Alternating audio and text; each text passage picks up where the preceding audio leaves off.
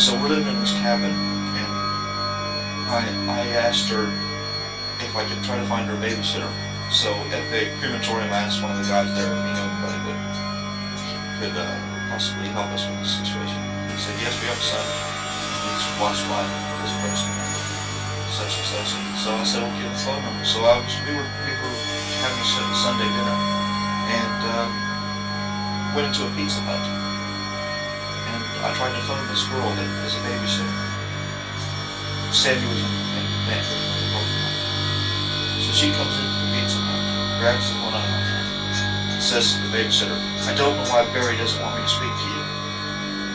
This is someone that we had I never spoke to before. And we got into an argument there, and she says, take me home right now. And I said, I'm not taking you home right now.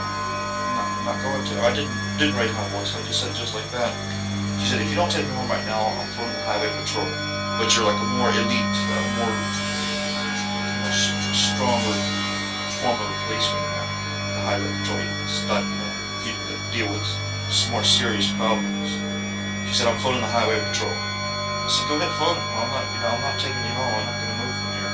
No, just said it like that. And so she did. She phoned them. And when they got there, she went on and on about all of her favorites, from the Arab Spy to Charlie Manson to everything she could think of. And they ended up saying things like, well, ma'am, he hasn't done anything wrong. Can you just go home? Can you just go home? No, I'm not going home. He has to give me the keys or else I won't go home. I want the keys. So I'm not going to give the keys, they'll know you'll lock me out. They suggested that she go to the Women's Abuse Center as a last resort. This is all over trying to get her a babysitter. So she said, all right, I'll go to the Women's Abuse Center. So she took off. She just got in the police car and left. So I went to work the next day, came home, and everything in the house that I owned, which were some quite expensive things, that kind of things, quite a few musical instruments. One very, very good violin that was assessed at over 2,000 pounds. Many things like that, including my vehicle, was all smashed to bits. The engine of the vehicle was carburetor. All the bits in there were hit with a hammer and smashed.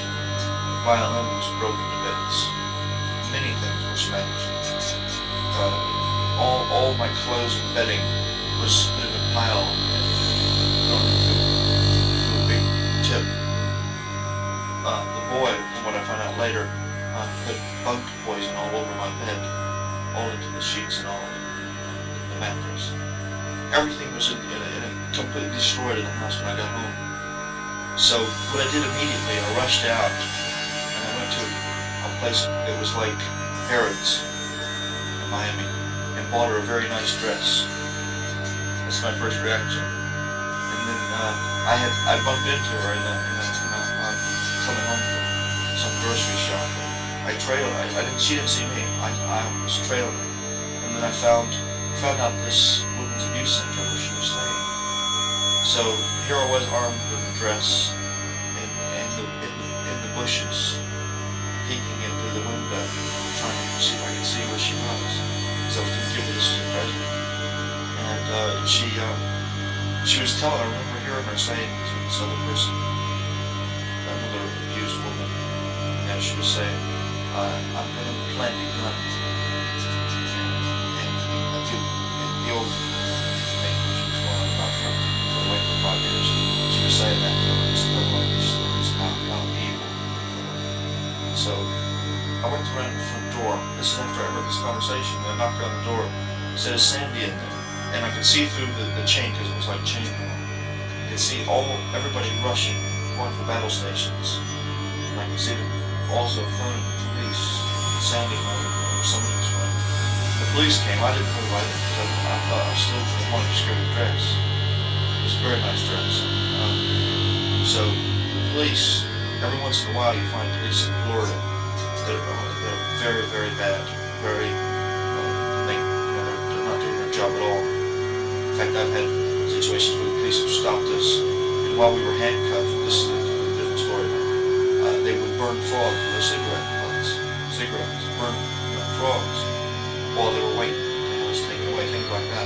That's sort of the police that I've been around across at this point.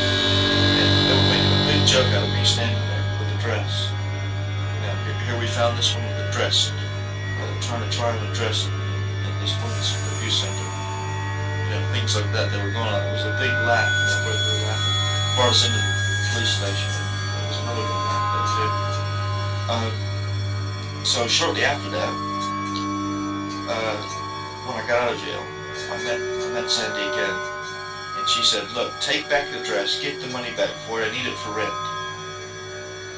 And so I did do that. I took it back, got the money for the rent, and got back together with her.